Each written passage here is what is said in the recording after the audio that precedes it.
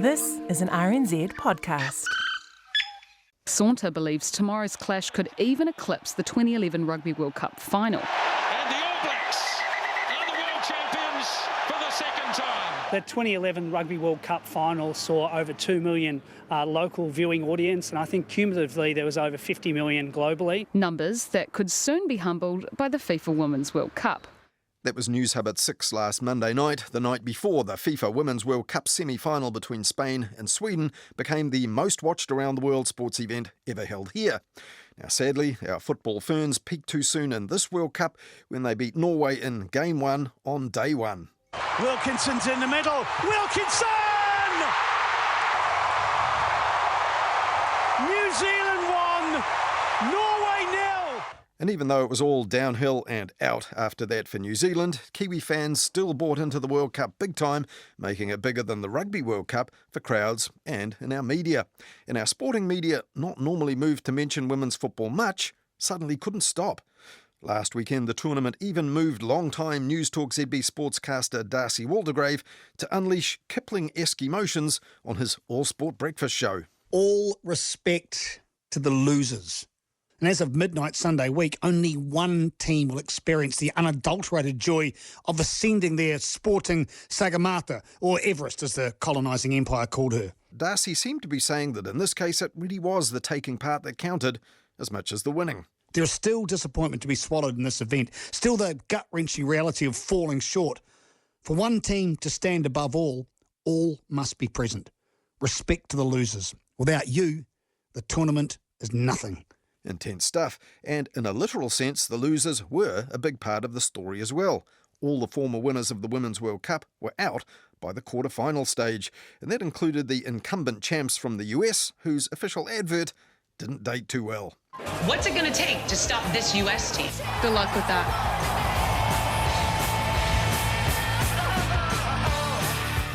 Well, the answer to what it would take to stop them was Sweden on penalties. Now, in turn, Spain then turned them over at New Zealand's Women's World Cup finale at Eden Park on Tuesday. You must be proud of the battle out there, though, and the way that you did fight back so quickly and put yourselves in with such a good chance. I mean, even though you only had sort of 5 minutes left in the match. Yeah, maybe it's easy to look that way after, but right now it just feels like shit. And while the biggest teams getting knocked out early was a novelty, there was another significant first when newbies Morocco took on France in the round of 16. Teammate Nuhaila Benzina became the first player to wear a hijab at a World Cup, signifying yet another step forward as they challenged traditional norms. We wanted to prove ourselves that we too can play football at a professional level. And on Sky's coverage, much of it available for free as well on Prime TV or streamed for free by Stuff, former football fern Rosie White pointed out New Zealand could be proud to have played a part in that. You know, that is a huge statement, and, you know, it's breaking traditional norms. It's creating a space for people that have never had a platform like that before. So I think it's pretty special to see that, and, you know, for us to be able to host that is pretty epic. Now in Australia, another surprise packet was Jamaica. The so-called Reggae Girls knocked out Brazil and also had the most mothers in the squad. 3 kids, me with 1, I'm like, nope, never again. But then she with 3, I think we're just showing that to more than just your kids. I think the world sees that. Thank you, sis. You're welcome. All right, love ya. So the Women's World Cup certainly delivered different sorts of stories for our media, and even those who really don't care about those sorts of narratives could also have a good time at the games. The amount of things they had there for the children. Dartboard where you could throw big sort of Velcro soccer balls against it. Oh, and the fans too. I mean, the Swedish, you know, we went to the Swedes had the big Oompa band there, and all the Viking stuff. It was world class. It was great. Now, no major event goes off quite without a hitch, and in our case, the deadly Queen Street shootings on the morning of the opening day shut down the fan zone. The Dutch weren't happy with a rock-hard cricket wicket on their Tauranga training pitch, and at least some of the Spanish squad found Palmerston North a bit too dull. And this week, Football Ferns captain Ali Riley revealed that they were nearly late for their opener against Norway because their bus was stuck in Auckland's traffic. But even Wellington's bus-tastrophic public transport made good news for once by and large, standing up to the fares free surges on game days according to News Talk ZB. Metlink has thanked staff for their work during the tournament, which wrapped up in the capital last week. Fares were free and we saw a phenomenal take-up of public transport as a consequence. Back on the 8th of August, News Talk ZB was reporting this. The 9th Women's Football World Cup has become the best attended ever, with the crowd at last night's match between Sweden and the USA taking the total of spectators to almost 1.4 million. The average attendance so far this year is almost 27,000, 4,500 more than in France 4 years ago. The record crowd for a football match in New Zealand, women's or men's, has been broken 3 times in Auckland since the opening of the tournament. And in Australia, it was the biggest game in town for their media as the Matildas went deep into the tournament. Matildas, Matildas, Matildas, Matildas, Matildas, Matildas. Shall I stop now? Yeah, it's absolutely incredible. It's Matilda's fever. It's going to be the biggest TV audience of the year. Some say it could be the biggest TV audience of all time. And it was, for that epic quarter-final against France, which was settled by the longest ever penalty shootout in any World Cup match. Wherever you're watching, you have got the best ticket to the most sensational drama. Can you imagine the scenes and the big screens in Brisbane, Melbourne, Perth, Sydney, and an enraptured crowd here? If Hunt scores, it's history for the Matildas. No! Saved by Jerome! I simply do not believe that. Well, they made it in the end, and The Guardian's Australian sports editor Joe Kahn said that meant they had also upended an established hierarchy of broadcast sport across the Tasman. It's just incomprehensible. Like, I still cannot understand how a men's Australian rules footy game had women's football on TVs at the same time. Like, it doesn't make sense to me. Yet in Australia before the tournament, the broadcaster Channel 7 was accused of underselling it, and lukewarm commercial sponsors were warned that they might miss out on a shared national moment, and some did. So in the end, thrills, spills, skills, big crowds, lots of stuff for the kids and free bus rides to the stadiums. What's not to like? It's boring. You can't have 90 minutes plus 30 minutes and score no goals and not core it. But you can go, it had moments of tension and excitement, all that usual stuff. But at the end of the day, it's dull. And what saves it is the penalty shootout. As you well know, disagree.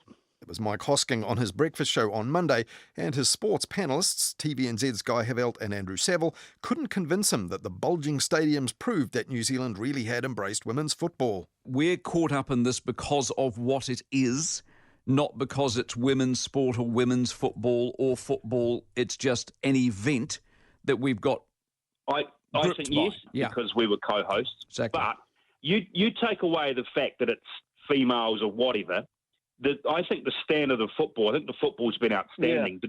The drama's been outstanding. And Mike Hosking was also unsure whether it was really Kiwis who were filling the stands at all. Fans. People have made a thing of it, a holiday of it. And if you come to the country, whether it be here or Australia, you buy a bunch of tickets, you're going to every game no matter what, aren't you? I mean, the same people are turning up to game 1, game 2, game 3. Japan versus the Netherlands the other day at Eden Park, 40-odd thousand. Yeah, but you're not taking in the multicultural makeup of the New Zealand population or indeed the Australian population.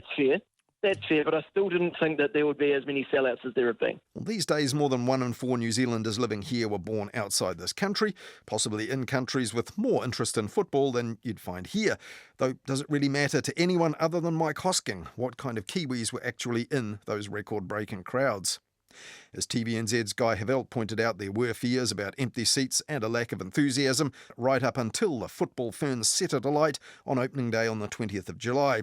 And for them, ZB's Darcy Waldegrave said this on Monday. But I'm interested in the people that thought it was going to be a mess. They thought it was going to be a train wreck, thought we'd fall on our faces.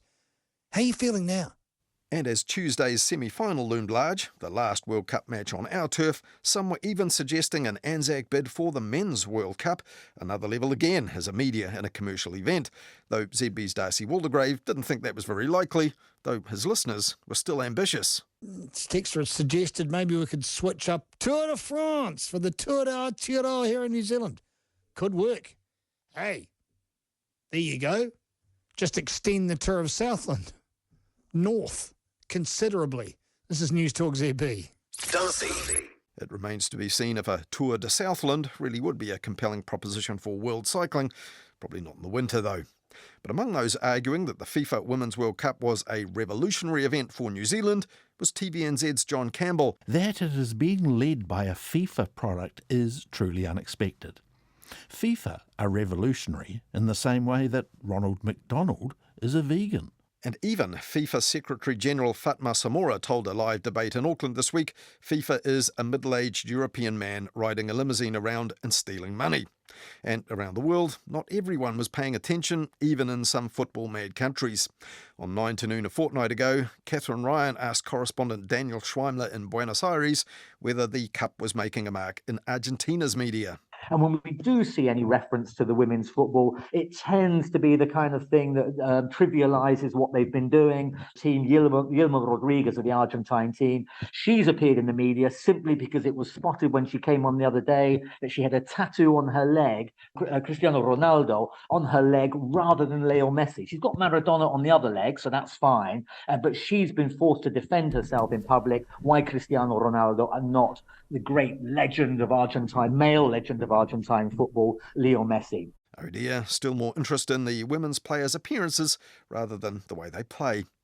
So, what legacy will the biggest media event ever hosted in this country leave on the media here and around the world? I asked Australian Associated Press reporter Ben Mackay, who's based in Wellington but was at the last Women's World Cup in France and will be at tonight's final in Sydney, and senior Stuff Sports journalist Zoe George, who specialises in reporting on equity and equality in sport. Well, Zoe, you were on RNZ's Nights programme just before the World Cup kick-off. You said, look, ticket sales will pick up, Kiwis will see it and they'll come, they'll get behind it, everything's going to be fine. Are you feeling vindicated? Because turns out you were right. Of course I was right. It was wonderful to see the support that this tournament, and not just the football ferns, but every team has received from New Zealanders and Australians. And it also helped the fact that the football ferns won that first game. It started the tournament in a really positive way. We just saw more and more people get on board. Well, Ben, read a story just before the tournament kicked off. Oh, I know what this one's going to be. Australian papers. Yeah, if Australia has World Cup fever, New Zealand may have caught a cold. An enthusiasm gap has emerged between the two co-hosts for the tournament. That was one of yours, I think. Yeah, that was tough words, wasn't it? But it was correct at that point, right? It was a moment in time, and I think it is borne out as well in terms of overall attendance figures. You know, some of the matches in Hamilton and Dunedin were, not as well attended. But I mean, you could argue that Costa Rica, Zambia wasn't going to pull a crowd no matter where you put it. Now, you were at the tournament 4 years ago in France, 2019. Now, France were the world men's champions at that point, won the World Cup in Russia the year before. Yep. Was the vibe very different? Has this really taken it? It was a very interesting, a very different tournament just because first of all, it was summer, so it was lovely from that perspective. All the European teams didn't have to plan their travel months in advance. The first Netherlands game wasn't especially well attended, but by the time they'd reached the final, there were hordes of them. They'd all gather in the public squares before because they just catch a bus to these matches down from the Netherlands. 4 years down the track is actually quite a lot of time. So, it's getting bigger and bigger and bigger. The tournament ended for us on Tuesday with the one semi-final. Do you think people will, in the end, sort of media-wise, around the world, be pretty much thinking of this as actually an Australian event in the end? I mean, there have been so many rich storylines from New Zealand. And for me, I mean, the moment of the tournament has to be Hannah Wilkinson's goal. Just that incredible sound from Eden Park. I mean, I've only lived here for 5 years, but I've never heard Eden Park like that. I mean, the US were based in New Zealand as well. There's been heaps going on in New Zealand. So if you ask an Australian in Australia, they'd be tempted to say it was just an Australian tournament, but I don't think so.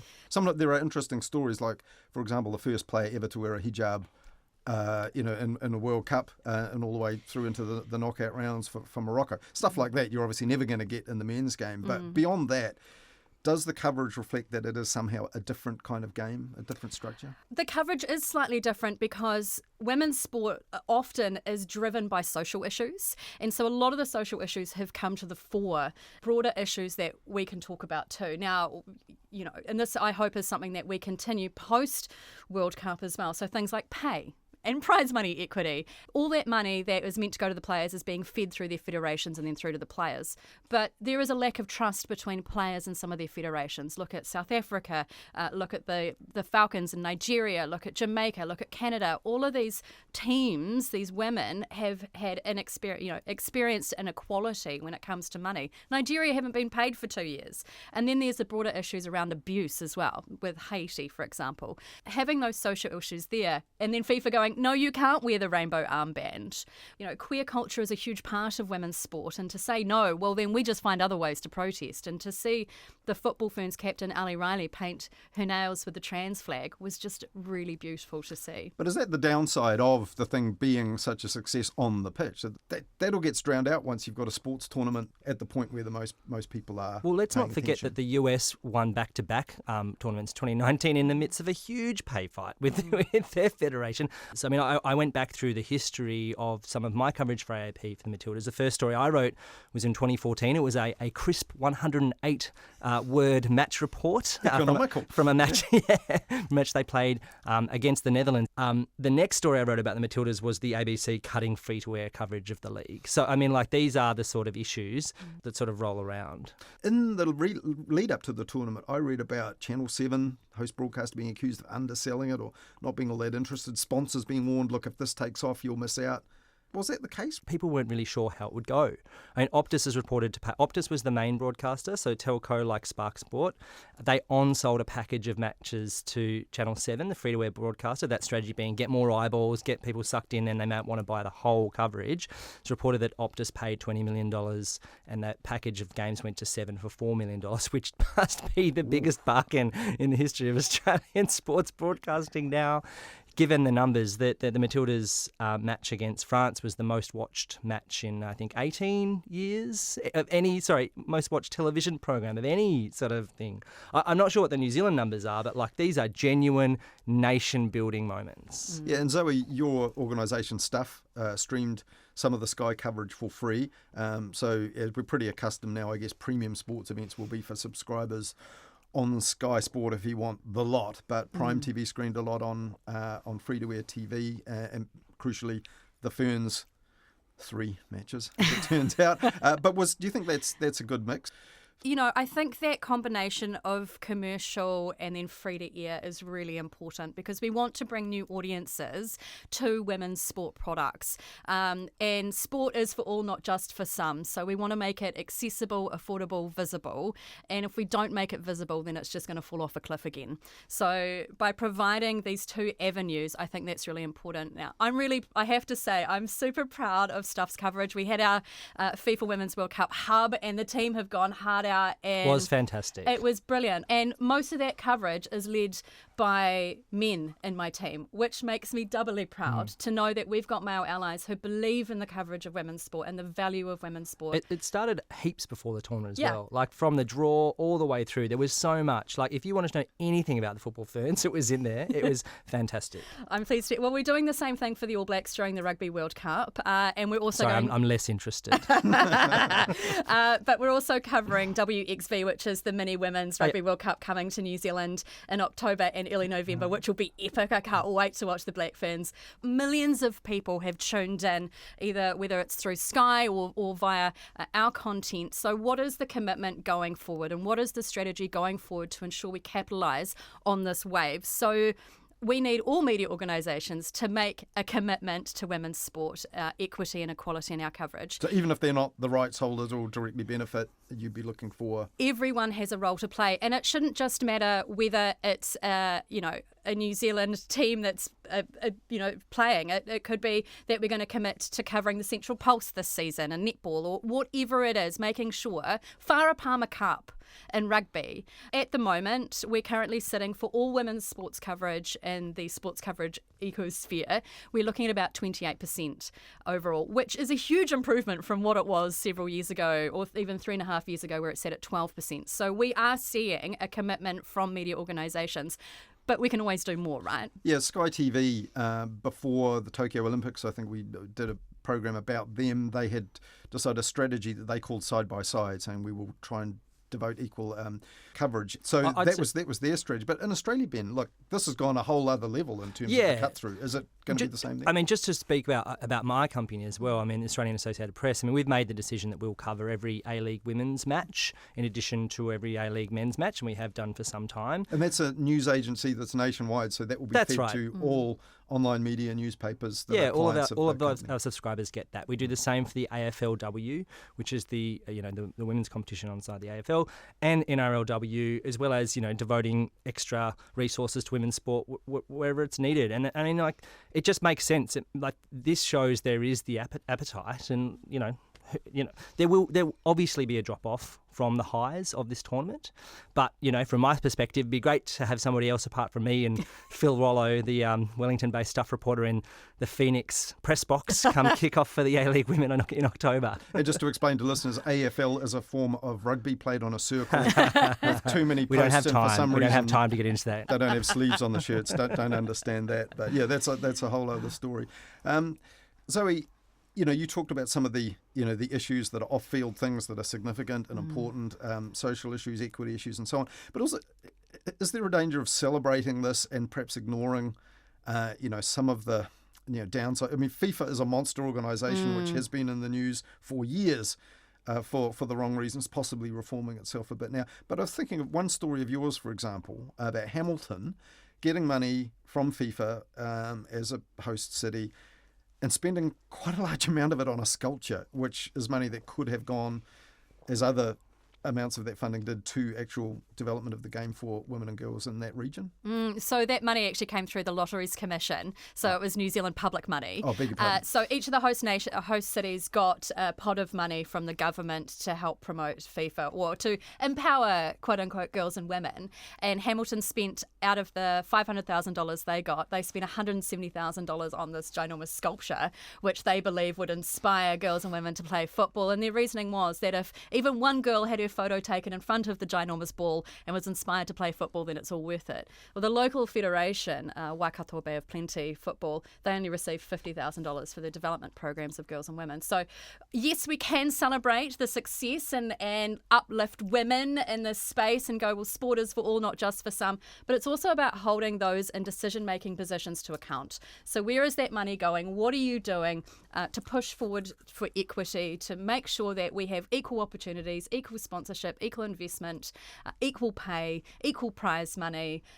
because men and women, we are equal here, and actually we've proven that women are just as good as football and at sport in general as men. So we deserve all the things. To that point about FIFA as well, Colin, I mean, there was an increase of prize money, I think, by about 4 times the magnitude to the last tournament, but I mean, it still trails the men by eons.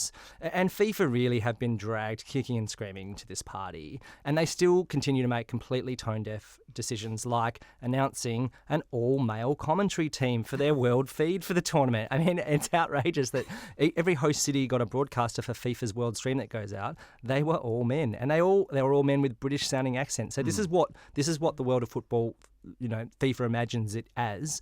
You can only hope that this month and the blockbuster numbers that they would have got, because don't forget they're making all the money from the tickets and the broadcasting deals, will have opened their eyes a little bit. Yeah, it was interesting that Sky got that feedback after the first Ferns match, that hang on a minute, we've got an alien UK sounding commentary team here, why not our own? So they put in Jason Pine and former Fern Rosie White as a commentary team for, as it turned out, just 2 more matches, sadly. Yeah, so that is interesting. But, I mean, FIFA also have a reputation as being very restrictive with their rights. We read stories about fans having to, or being forced to delete content filmed inside stadiums. These are kind of licensed events.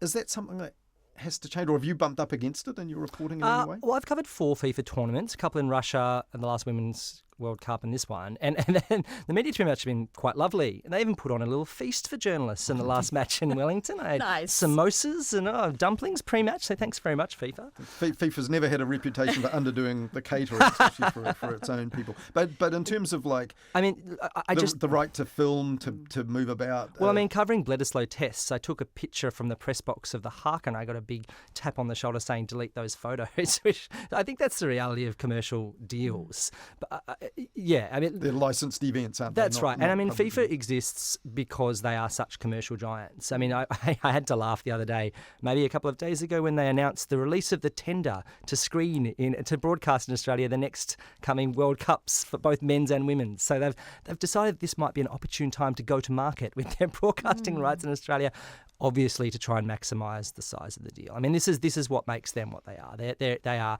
an incredibly wealthy, top-heavy, bloated, executive bloated organisation in Switzerland. I wrote a story this tournament how Gianni Infantino had been using a private jet to travel around 2 matches and the Pacific. He travelled an equivalent of a lap of the Earth doing this. Well, they've got $4 billion in the bank from their expert husbandry of the world's most popular sport over the years. So, they've got to spend it somehow. They do. And I went on Monday night to the Equalise side panel discussion panel. Oh, you were there as well, Zoe? I went a few weeks ago. It's awesome. Yeah, and Fatma Samora, who's the Secretary General of FIFA, sort of squirmed a bit when she was asked about why they didn't dig into these reserves to up prize money. Apparently it needs to be done sustainably. Right. Okay. Yes, you do have to sustain $4 billion in the bank, I suppose, and not just live off the interest. But Zoe, one other thing about men's football. Coincidentally, this morning, as we're recording this, in RNZ Sports Bulletin, as well as the outcome of the semi-final Matildas Lionesses of England, the fact that Lionel Messi had scored in the some knockout competition in the States where he's now playing, where no one's really interested in that MLS or that brand new Miami team, but it's because it's him. In women's football, it's a little different. There aren't quite, we're getting star names now from the tournament like Sam Kerr of the Matildas, for example, but you don't have those epic superstars like Neymar, Messi, who become so well paid that it's literally impossible for them to play for certain teams because they can't afford them, and so you don't have that imbalance. Or is that a downside, that we're going to get a superstar structure with all the attention? Well, this is the thing, right? Women have started way back when it comes to visibility and support in football. And in fact, here in New Zealand and in the UK, women were banned from playing football for 50 years. So just imagine what we could have achieved if we weren't banned. There just hasn't been the visibility that the men have received. And I think as the visibility continues to grow, we will have these standout players, right? I mean, I think everyone who follows women's football knows Megan Rapinoe. Yeah. And what she's done, not just on the field, but off it. Yeah, when the States lost unexpectedly, even 24 hours later, a story about Megan Rapinoe was Stuff's most viewed story 24 hours later. But some of that was because of a downside of this, which is because she's a personality who has commented on issues of equity and other social issues. She attracts a lot of abuse and attention as well. Do you know what? Women attract abuse and attention whether or not you're in sport. It's something that we've had to deal with. It's, many of us, particularly in the women's sport movement, have been lifting our voices and speaking up for decades, and we've been told to sit down and be quiet. Well, we're not going to sit down and be quiet anymore. For me, I really hope that this is the start of something new and fresh and exciting, and it's a wave that everyone wants to be part of, not just media. It also comes down to sports bodies giving equal opportunities for women to play sport, because if they don't play, then we've got nothing to cover and they're not going to be visible. But it also comes down to our audiences as well, our listeners and our readers, and one little action can make a huge difference to that wave. So clicking on a story or listening to an interview, sharing that interview on social media, following your favourite player, joining your favourite sports team as a season member, or joining your favourite club as a player or a coach or a ref, or sitting on a board, because every little bit helps this movement. And it's exciting times. I really hope that we continue. Yeah, the huge numbers in Australia, I'm trying to think about what the legacy of this tournament will be. And obviously that's where I thought we could end it, like what's really going to change. Because as they said with the Women's Rugby World Cup final that you mentioned there, great, but you can only have that World Cup every 4 years, and it's not going to be likely you'll have blockbuster matches frequently or often, particularly, in this part of the world. Same applies to Australia. So, Ben, do you think this really has left a legacy, will change the way the media treat women's sport and particularly this code of football? Yeah, just trying to figure out, where all of this support has come from. Naturally, everyone loves to get behind an Australian, home World Cup, all the rest of it. And, first of all, they're winners. We have seen a difference in Australia and New Zealand. And I think a lot of that boils down to the fact that Australia went deep in the tournament, New Zealand didn't quite have that sort of lift-off that Australia got late in the tournament. I mean, football as well as this sort of like latent underdog of the sporting landscape in Australia. There are and built off a huge multicultural population as well, so it came out of that. I think there's also incredible goodwill towards women's players because, they had to fight so hard to get where they were. I mean, it was only in the months before the 2019 tournament we had Australian stars driving Ubers and to try and pay their wages. So everyone loves an underdog.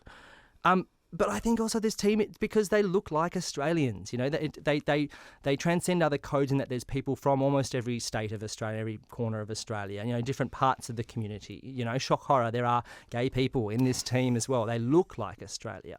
So the fact that they've had this enormous turnout, just bypassing anything else since the Sydney Olympics, it's permission for policymakers and sponsors to invest. So they've always been like that, I would guess, that squad. But the fact that the media for once had the spotlight on them as much as it did players in rugby league, even union, or the circular rugby with the funny red ball, that one. But that makes a difference, doesn't it? It's that media spotlight. What do you mean, sorry? Oh, the AFL. No. What do you mean the media spotlight makes a difference? Well, because presumably that team was always like that. As you say, they reflect Australia. They look like Australia. But Sure. Australia's seeing it because they're hosting a tournament and they're winning and everything's blown up. So that's the gift. I mean, right? Australia has been presented a gift. And particularly women's sport. So now all of the state governments that need to build facilities, they can actually see, and that now we have this argument. The South Australian Premier came out and said, we're not going to give a public holiday if the Matildas win, but here's what we're going to do. We're going to invest $18 million in local sport because that would have been the cost, and this is what we're going to invest in now for because we've seen it. And Zoe, do you think things change now as a result of this? Because we didn't have the winning focus after day one, game one, and our solitary goal, which is a shame. I hope so. And, research shows as well that being on board with the women's sport movement is a really positive thing for everyone involved. From a commercial aspect and commercial media, aligning with like-minded sponsors, media and sponsors who engage with women's sport are more likely to be looked favourably from fans, and they're more likely to engage with their content and their products. So, and then we're bringing in new audiences, new markets, we're exposing a whole bunch of new people to women's sport. And my hope is that one day we don't need to call it women's sport anymore, that it's just sport. We're not there yet, but hopefully we'll get there soon. And one, just to finish, as we said, there aren't quite the Messi, Neymar, Junior sort of superstars. However, one who is a titan of women's football is Marta, who played, I guess, her last tournament. But I just thought it was cool. She was at a press conference where she was quite emotional, and she wasn't to know.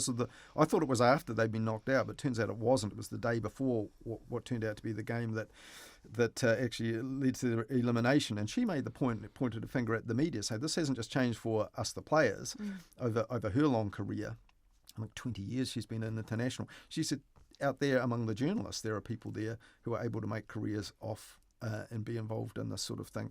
I think she was the only one I've seen pointed that, but there must be an awareness among players and the sport administrators that it actually has changed parts of the media too. Yeah, I mean, I think we've always had, one of the things in New Zealand, and actually probably it's the same in Australia, is that we've got a lack of female journalists in sport. And often we were the ones driving that coverage, wanting to drive that change. But what we've seen, particularly over the last 18 months with the cricket, rugby and now football World Cups, is that male allies within our teams are picking up and covering women's sport, and they're the ones who are taking it forward. So 80% of bylines of women's sports coverage are men. So men are now writing about women's sport. It's not just women anymore. So for me, the future is bright, and we just need to get that commitment from every single media organisation for this strategy of covering women's sport and reaching 50-50 equity. Yeah, I would say I was a bit taken aback when I moved here because I covered sport in Australia, moved to New Zealand, cover sport on the side of my desk, which is working in the press gallery.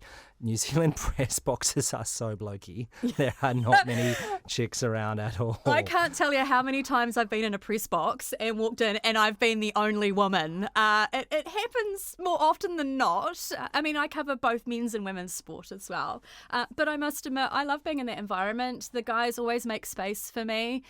We have great conversations, and I look at sport incredibly different with my background, both as a journalist and working in international sport. And it's lots of fun, but, we do have a lack of diversity in sports journalism, and that's for a whole range of reasons. I mean, look at the travelling press pack to cover the All Blacks. Yeah.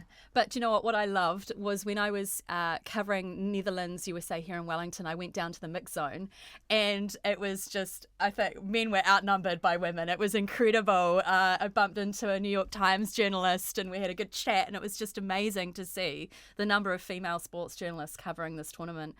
But for now, it's going to take our male allies in our newsrooms, including our sports editors, to recognise that it's important to cover women's sport, that there is a market for it, there is an audience for it, and this is how we grow our audience base. I'd say as well, like the growth in journalists and more journalists does also bring challenges for journalists as well. Like I'm used to getting yarns by, just going to the stands and there's a former Matilda there and having a chat or lingering around change rooms long enough, and people are very happy to talk to you. That sounds a bit creepy. It's really not. It's just sort of standard practice in sports journalism. But the increased professionalism will also bring challenges too. But the players deserve it. They've worked so hard that it's time to up standards and up professionalism of these leagues.